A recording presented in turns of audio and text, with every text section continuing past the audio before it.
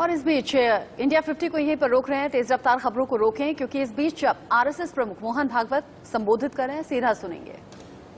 बहुत उच्च स्तरीय, बहुत गंभीर चिकित्सा अगर आवश्यक है तो एक एक विभाग केंद्र पर, कमिश्नरी के केंद्र पर या बड़े कस्बों में उसकी व्यवस्था उपलब्ध रहे। इस प्रकार का एक तंत्र खड़ा करना पड़ेगा। ऐसा समग्र स्व के आधार पर सोचते हैं तो सबको सुलभ और सस्ती चिकित्सा का प्रबंध अपने देश में हो सकता है। वही बात आर्थिक मामलों की है। हम जानते हैं विश्व में जो प्रचलित अर्थव्यवस्था है उसके कारण कई समस्याएं भी खड़ी है और समस्याओं का उत्तर उस व्यवस्था के पास नहीं है। सभी देशों में उसका पुनर्विचार चल रहा है।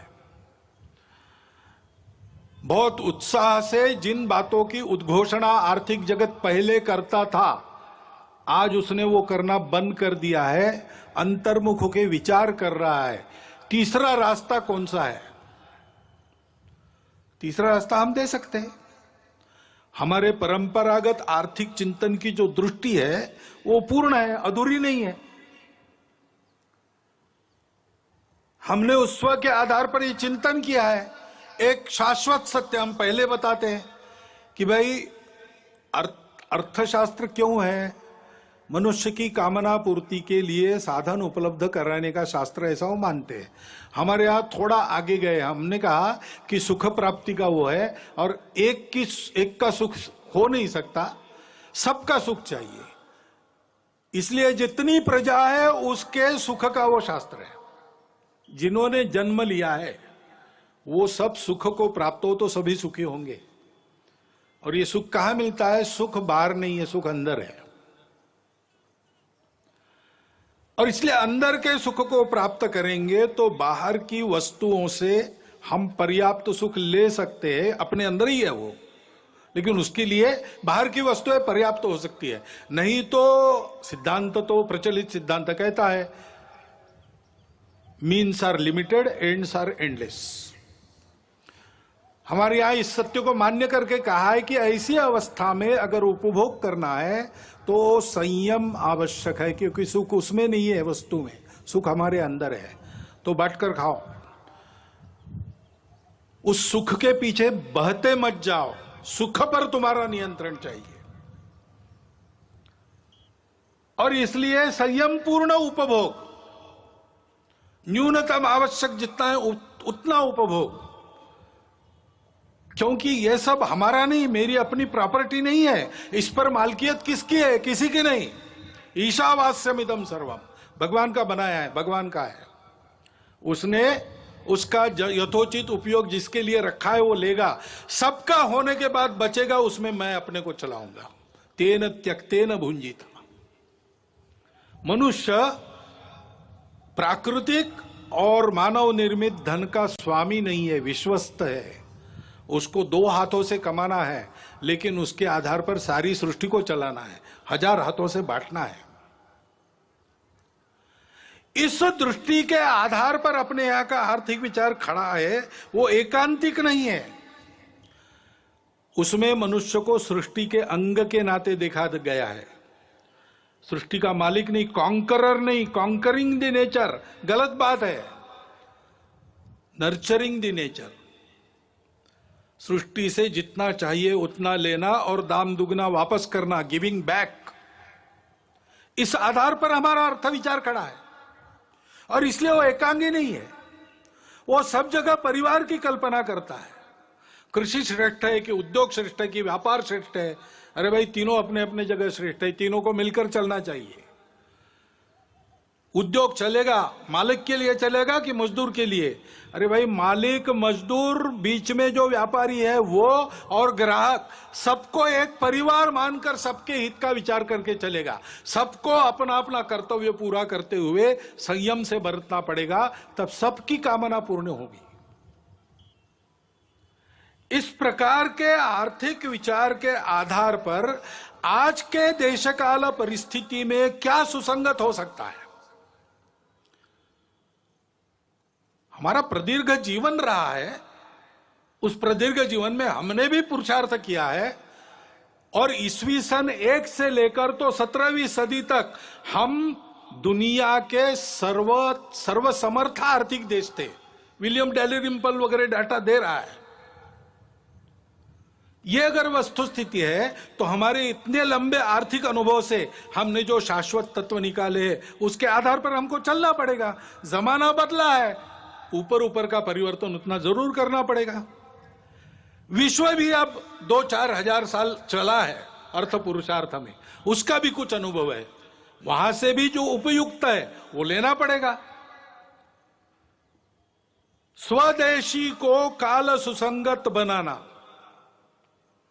और विदेशी को देश सुसंगत बनाना, इसके आधार पर अपने स्व पर आधारित एक नया आर्थिक प्रतिमान संपूर्ण दुनिया को देना, ये दुनिया की अभी आवश्यकता है। और हम स्वातंत्र्य में हमारे स्व के प्रगटीकरण का एक स्वाभाविक आविष्कार है, इसकी चिंता हमको करनी पड़ेगी।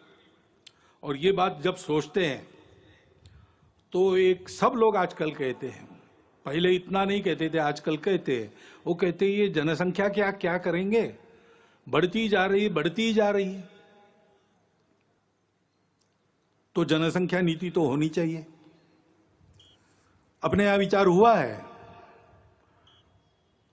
एक परिवार में 2.1 ऐसा कहा है ना, 2 बालक रहे, ऐसा विद्वानों ने मिलकर निश्चित किया, सरकार ने उसको स्वीकार किया, ये सब हुआ है। लेकिन हमको लगता है कि एक बार फिर विचार कर लेना चाहिए, क्योंकि 2 बातें, सारी बातों का विचार करना। अभी हमारे देश में, हमारा युवाओं का देश है, 56-57% युवा है। 30 साल के बाद ये सब बूढ़े बनेंगे, उनको खिलाने के लिए भी हाथ लगेंगे। कितने हाथ लगेंगे, कितने लोगों को खिला सकेंगे, और उस समय जितने लोगों को खिलाना है उसके लिए काम करने वाले कितने लगेंगे, दोनों बातों का विचार करना पड़ेगा। इतना हम बढ़ेंगे तो पर्यावरण कितना झेल सकता है, हमारी माताएं उस दृष्टि से कितनी सक्षम है, उनको खुद के पैरों पर खड़ा रखने का सामर्थ्य, उनका सशक्तिकरण कितना हुआ है, वो कितनी प्रबुद्ध है, हम उनको कैसा ऐसा बना सकते। एक 50 साल आगे तक का विचार करके एक नीति बनानी चाहिए, और उस नीति को सब पर समान रूप से लागू करना चाहिए। क्योंकि जैसे जनसंख्या एक समस्या बन सकती है, वैसे जनसंख्या का असंतुलन भी समस्या बनती है, बन रही है देश में, दुनिया में हम देख रहे हैं, सब लोग बोल रहे हैं। इसमें किसी के प्रति बुरा भाव नहीं रहता है। अरे इसलिए हमने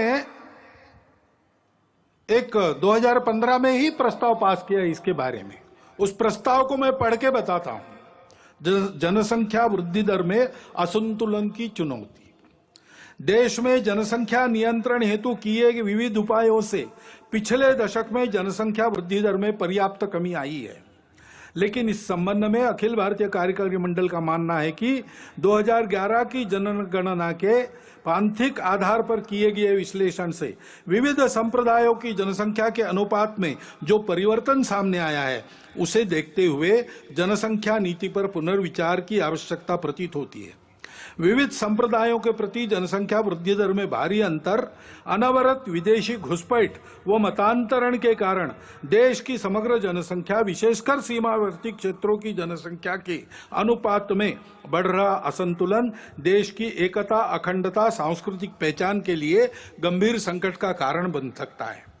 विश्व में भारत उन अग्रणी देशों में था जिसने 1952 से ही जनसंख्या नियंत्रण के उपायों की घोषणा की थी, परंतु सन 2000 में जाकर ही वह एक समग्र जनसंख्या नीति का निर्माण और जनसंख्या आयोग का गठन कर सका। इस नीति का उद्देश्य सकल प्रजनन दर की आदर्श स्थिति को 2045 तक प्राप्त कर स्थिर व स्वस्थ जनसंख्या के लक्ष्य को प्राप्त करना था। ऐसी अपेक्षा थी कि अपने राष्ट्रीय संसाधनों और भविष्य की आवश्यकताओं को ध्यान में रखते हुए प्रजनन दर का यह लक्ष्य समाज के सभी वर्गों पर समान रूप से लागू होगा। परंतु 2005-6 का राष्ट्रीय प्रजनन एवं सार्थ सर्वेक्षण सन 2011 की गणना के 0 से 6 आयु वर्ग, 0 से 6 आयु वर्ग के पांथिक आधार पर प्राप्त आंकड़ों से असमान सकल प्रजनन दर एवं बाल जनसंख्या अनुपात का संकेत मिलता है। यह हमारा प्रस्ताव है, तो इसलिए सुझाव हमारे ऐसे और भी लिखा है, पूरा नहीं पढ़ता हूं, लिखित भाषण में उपलब्ध है। देश में उपलब्ध संसाधनों, भविष्य की आवश्यकताओं एवं जनसांख्यिकीय असंतुलन की समस्या को ध्यान में रखते हुए देश की जनसंख्या नीति का पुनर्निर्धारण कर उसे सब पर समान रूप से लागू किया जाए। सीमा पार से हो गई अवैध घुसपैठ पर पूर्ण रूप से अंकुश लगाया जाए। राष्ट्रीय नागरिक पत्रिका का निर्माण कर इन घुसपैठियों को नागरिकता के अधिकारों से तथा भूमिकरित के अधिकार से वंचित किया जाए। जो अनधिकृत प्रवेशकारी लोग हैं, वो हमारे देश में बसने वाले, सदियों से बसने वाले, पीढ़ी दर पीढ़ी बसने वाले नागरिक बने हुए, किसी के प्रति ये बात नहीं है। और देशवासियों का ये आह्वान है कि जनसंख्या में असंतुलन उत्पन्न कर रहे सभी कारणों की पहचान करते हुए जन जागरण द्वारा देश को जनसांख्यिकीय असंतुलन से बचाने की सभी विधि सम्मत प्रयास करें। कैरो में एक परिषद हुई थी राष्ट्रों की, उसमें सबके साथ अपने देश का जो अधिकृत संकल्प है, डॉक्टर मनमोहन सिंह उस समय प्रधानमंत्री थे, उस संकल्प के बाहर इसमें कुछ भी नहीं है, सब उसके मर्यादा के अंदर है। क्योंकि कुछ ऐसी परिस्थितियां आती है, अभी जैसे एक अचानक आ गया, वायव्य सीमा के पार तालिबान खड़ा हो गया। अब तालिबान का पूर्व चरित्र क्या है हम सब जानते हैं, और उसकी जो बातें हो रही है वो दो प्रकार की हो रही है। कभी कहता है कि अच्छे रहेंगे, कभी कहता है कि नहीं हम वही है पहले से। तो इसका एक स्पष्ट संकेत है कि हमसे सावधान रहना चाहिए। और तो और उस समय उसका समर्थन करने वाले जब खड़ा हुआ तब रशिया भी था, तुर्कस्तान भी था, चीन और पाकिस्तान तो आज भी है। अब तालिबान बदला भी होगा, पाकिस्तान बदला है क्या? ऐसा तो बिल्कुल नहीं है। चीन का इरादा भारत के बारे में बदला है क्या? ऐसा तो बिल्कुल नहीं है। और इसलिए यह मानते हुए भी हृदय परिवर्तन हो सकता है, बुरा से बुरा आदमी भी बदल सकता है, बातचीत से, संवाद से बातें हल होती है, प्रेम से, अहिंसा से मामला ठीक हो सकता है, इसको मानना चाहिए, इसके प्रयास भी जारी रखने चाहिए, लेकिन अपनी सावधानी, अपनी तैयारी को पूर्ण रखते हुए हमको सजग भी रहना चाहिए। हमारी सीमा सुरक्षा और अधिक चाक चौबंद होने की आवश्यकता है। जहां बार बार आक्रमण होते वहां तो ठीक ही है, लेकिन जहां नहीं होते ऐसा हम कहते हैं, लेकिन चोरी छुपे होते रहते हैं। सागरी सीमा है, हमारे सागरी प्रदेश में जो टापू है, देश के अंदर की बातें हैं, इन सबको बहुत अच्छा करना चाहिए। इंटरनेट के उपयोग के कारण अब साइबर सिक्योरिटी का भी प्रश्न खड़ा हो गया है, उसके मामले में हमको बहुत आगे जाना पड़ेगा, हम जाएंगे। और ऐसी बातों का परिणाम अंदर उपद्रवी लोगों के मनोबल पर न हुआ तो भी वो कुछ न कर सके, ऐसा हमको ठीक रखना पड़ेगा। अभी अभी जम्मू कश्मीर में होकर आया, वहां सामान्य जनता को 370 हटने के अच्छे लाभ मिल रहे हैं, उसको तो मानते हैं, लेकिन और आगे बढ़ते हुए उनका देश के साथ सात्मीकरण हो, इसके प्रयास बढ़ाने की आवश्यकता है। मन से एक होना चाहिए। भारत से किसी भी भारतीय के रिश्ता लेन देन का नहीं है। हम भारत माता के पुत्र हैं, हम भारत के अंग हैं। कश्मीर की जनता को, उसके मन में उस भावना को हमको विकसित करना पड़ेगा। इस दृष्टि से शासन के, समाज के, दोनों के प्रयास चल रहे हैं और बढ़ने चाहिए, उसमें गति आनी चाहिए। ये अगर हम करते हैं तो फिर आतंकवादियों की गतिविधियों का भी बंदोबस्त करना पड़ेगा। अभी 370 हटने के बाद उनके प्रति जो डर था वो भाग गया। अब वो डर से ही काम लेते थे, तो उस डर को वापस लाना उनके लिए आवश्यक है। इसलिए चुन चुन कर जैसे पहले करते थे, मनोबल गिराने के लिए टारगेटेड वायलेंस, लक्षित हिंसा वो कर रहे हैं।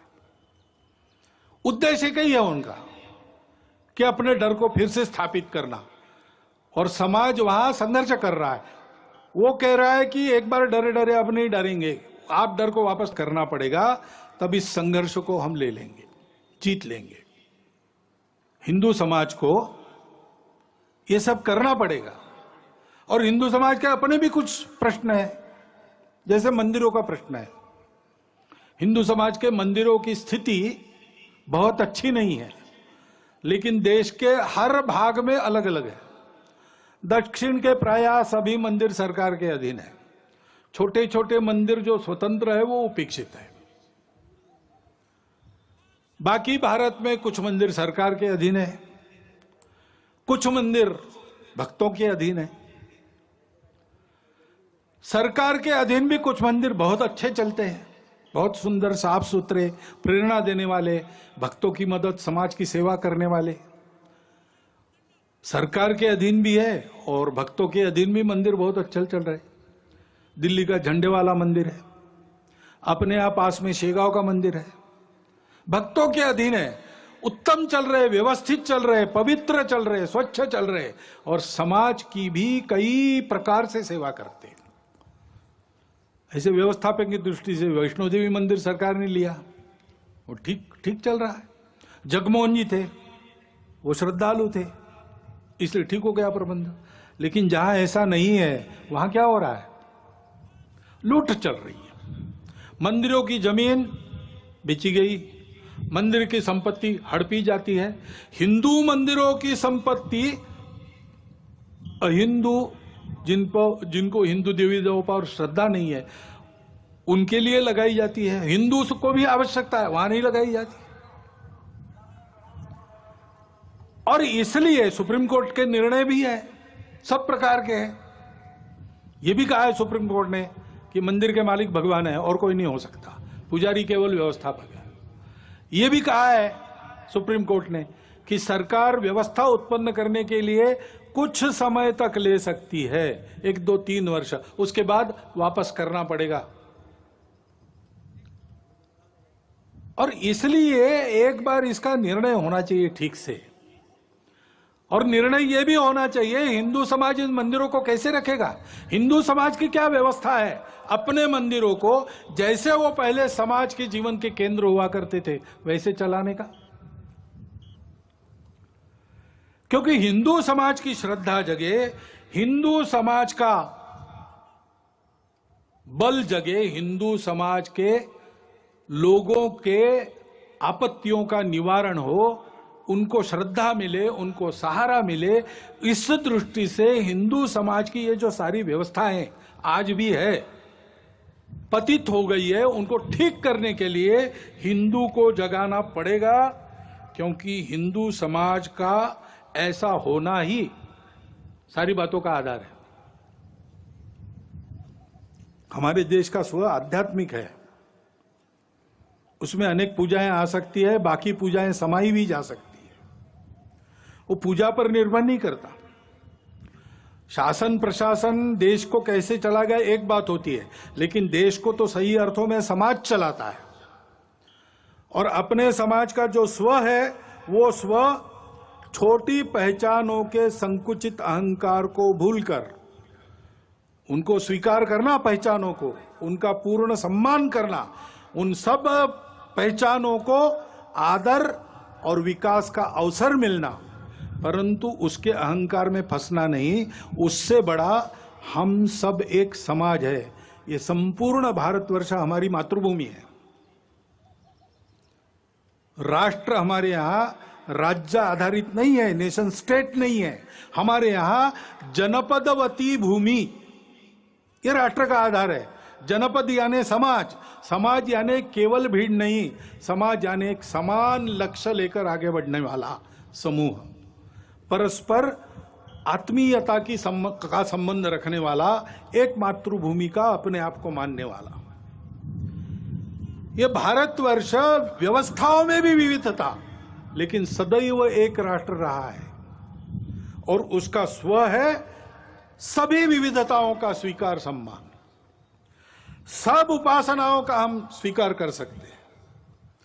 ये बात सही है कि उपासना आक्रमणकारियों के साथ भी दुनिया की दो यहां आई है, शरणार्थी होकर भी दुनिया की दो उपासनाएं यहां आई है, यहूदी और पारसी, इस्लाम और ईसाइयत आक्रामकों के साथ प्रवेश कर गई या आक्रामकों के साथ बढ़ी, लेकिन वो इतिहास हो गया। उन आक्रामकों के साथ नाता नहीं है किसी का।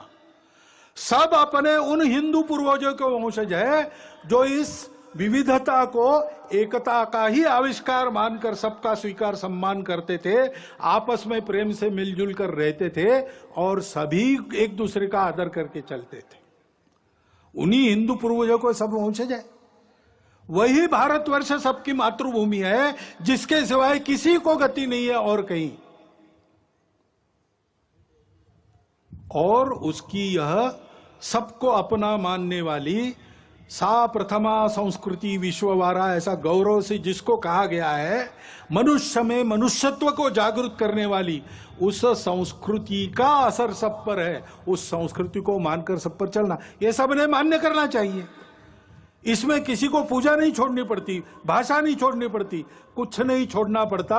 अपना कट्टरपन, अपने मन के अलगाव की भावना और अपनी छोटी पहचानों का अनुचित अहंकार छोड़ना पड़ता है। उसका गौरव सुरक्षित रहता है, उसकी प्रतिष्ठा, उसका स्वीकार सम्मान सुरक्षित रहता है। राष्ट्रवासियों के लिए इस आह्वान का स्वीकार करके ही भारत की एकात्मता, अखंडता वापस आएगी। यही इमोशनल इंटीग्रेशन कहा गया है जिसका आह्वान अपने संविधान ने किया है। इसके लिए सबने प्रयास करना चाहिए, ऐसा दिग्दर्शन किया है। और यह सारा तब समझेंगे लोग जब हिंदू समाज ऐसा होकर दिखेगा। हम अपने छोटे छोटे अहंकार भूलकर सबको अपनाने की नियत रखें। हमारी संस्कृति तो सबको अपनाती है, हमको डर नहीं लगना चाहिए किसी को अपनाते समय। डर लगता है क्योंकि हम दुर्बल हैं। हमको शक्ति संपन्न होना पड़ेगा। मैं शंकर का वह क्रोधानल कर सकता जगती क्षार क्षार, ऐसा बल होना पड़ेगा। लेकिन जगती को क्षार नहीं करना है, भूभाग नहीं, शत शत मानवों के हृदय जीतने का निश्चय। जो हाथ उठाए उसका हाथ न रहे, इतना सामर्थ्य होना चाहिए। लेकिन सामर्थ्य का उपयोग क्या करना चाहिए? दुर्बलों की रक्षा। शील और शक्ति को साथ में लेकर हिंदू समाज को चलना चाहिए, क्योंकि दुनिया दुष्टों की है, वो बिना शक्ति सत्य को भी नहीं मानती। तो हिंदू समाज को अपने भेद भूलकर संगठित होना पड़ेगा, शक्ति संपन्न होना पड़ेगा। सबको समझना पड़ेगा कि इस अर्थ में हम सब हिंदू हैं। इसको समझा, इसलिए तो हमारे इतिहास में राणा सांगा के साथ अकबर से लड़े, बाबर से लड़े हसन खां मेवाती हो गए। राणा प्रताप के साथ अकबर को टक्कर देने वाले हकीम खां सूरी हो गए। खुदा बख्श और गौस खां जो अंतिम सांस कर झांसी की रानी और उसके वंशजों के साथ रहे, वो हो गए। पंडित राम प्रसाद बिस्मिल जी के जिगरजान दोस्त अशफाक उल्ला खान जैसे क्रांतिकारी उसी ने हमको दिए। बारामुल्ला में कबाइलियों के आक्रमण के आगे देश के एकात्मता को किसी प्रकार से समझौते में न लाते हुए अपना बलिदान करने वाले मकबूल शेरवानी भी उसी के कारण हुए। अपने सेना के वीर जवानों में ब्रिगेडियर उस्मान से लेकर हवालदार अब्दुल हमीद जैसे वीर इसी के कारण हुए। इतिहास है, कभी इस्लाम आक्रमक के नाते आया, उनसे हमारा नाता नहीं है। आज हमको मुसलमान रहना भी है, हम रह सकते हैं, अपना देश उदार है। हमारे आदर्श ऐसे मुसलमान होंगे जो देश के प्रति न्यौछावर हो गए। हमारा जीवन वैसा बनना चाहिए। हिंदू समाज अपने आप को संगठित शक्ति संपन्न बनाकर इस अपनत्व की भाषा से लोगों को समझाता है तो अपने देश में लोग समझ जाएंगे कि आतंक, कट्टरता, द्वेष और स्वार्थ के समय में दुनिया में कोई नहीं है जो इससे तारेगा। केवल वह हिंदू समाज है वो जो सबको स्वीकार करता है और वो शक्ति संपन्न है, वो इस दायित्व का निर्वाह कर सकता है। यह भारतीय संस्कृति सबको दे सकता है, उसमें वह बल खड़ा हो गया है। इस बल को खड़ा करना अपना काम है। इतिहास की घटनाओं को विद्वेष के लिए नहीं स्मरण करना है, उससे सबक लेकर यह न बढ़े विद्वेष, इसके लिए सुनना है। जन्मेजय ने व्यास जी को, सर्पयज्ञ उसका जब खंडित हुआ तब यही कहा कि हमने सुना कि हमारे जो पूर्वज थे कौरव और पांडव, उनमें बड़ा भयंकर संहारकारी युद्ध हुआ। ये कैसे हुआ? ये आपस में शत्रुता क्यों बढ़ी? दोनों तो भाई भाई थे और दोनों तरफ अच्छे अच्छे लोग थे, कर्तृत्व संपन्न लोग थे। कौन सी ऐसी खटास थी जो दूर नहीं हो सकी? क्या किसी ने उस बैर को शमन करने का प्रयास नहीं किया? ये महाभारत क्यों हुआ बताइए। तब व्यास जी ने महाभारत की कहानी बताई, कलह बनाने के लिए नहीं, कलह मिटाने के लिए बताई।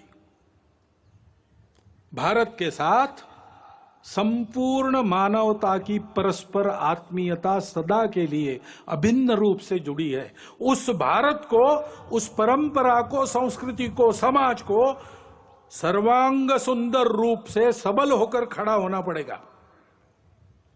हम सबको हिंदू के नाते व्यक्तिगत स्तर पर बल, साहस, तितिक्षा, धैर्य, ओज, शारीरिक, मानसिक, बौद्धिक, तीनों प्रकार का इसकी साधना करनी होगी। समाज के नाते सारी बातों का उपाय करने के लिए सामूहिक कार्य करने का अभ्यास करना होगा। सामूहिकता से चलने की स्वभाव में आदत डालनी पड़ेगी। यह बल किसी की विरोध और प्रतिक्रिया में नहीं है। हमारी फूट के चलते हमको तोड़कर अपने स्वार्थ के उल्लू सीधा करने के लिए सब लोग ताक पर है। इसको समझते हुए, और ये हमारा स्वभाव होना चाहिए हिंदू के नाते, संगठित रहना, बल संपन्न रहना, संपूर्ण मानवता के लिए अपने बल का उपयोग करना। ये कर्तव्य निर्वाह करने के लिए ऐसे हिंदू समाज को खड़ा होना पड़ेगा, क्योंकि जागरूक, संगठित, बल संपन्न और सक्रिय हिंदू समाज ही सब समस्याओं का समाधान है। यही काम तो हम करते हैं। भारत के ओर से, भारत की जो प्रगति है उससे विकास की अपेक्षा भारतीयों की जैसी भारत से है, वैसे संपूर्ण विश्व की अपेक्षा है एक नई राह दिखाने की। उसके लिए भारत को तैयार करना, अपनी विविधता को अपनी एकता का श्रृंगार बनाकर बल के साथ सब प्रकार के जीवन का उत्तम उदाहरण बनकर दुनिया में खड़ा, संपूर्ण देश को प्रेम से पुकारता, ललकारता हुआ, अपनी छत्र छाया में अधिक अच्छे मनुष्य बनकर सृष्टि के साथ कल्याण की राह पर अग्रसर करने वाला विश्व गुरु भारत हमको खड़ा करना है। संघ के स्वयंसेवकों की अपेक्षा इसके लिए है, और आप सब समाज के लोगों का योगदान भी उसमें संघ चाहता है। इस यज्ञ में आपकी भी सबकी संविदा पड़े, सारा समाज इसके लिए अग्रसर हो तो भारत का भाग्य बदल जाएगा। वो भाग्य बदलना है, वो भारत की आवश्यकता है, वो समय की, विश्व की आवश्यकता है। और इसलिए भ्रांति जनमन की हटाते, क्रांति का संगीत गाते, एक के दशलक्ष होकर कोटियों को है बुलाते, इस पद्धति से हमको आगे बढ़ना है। क्योंकि तुष्ट मां होगी तभी तो विश्व में सम्मान पाकर बढ़ रहे हैं चरण गणित, बस इसी धुन में निरंतर। भारत माता की जय।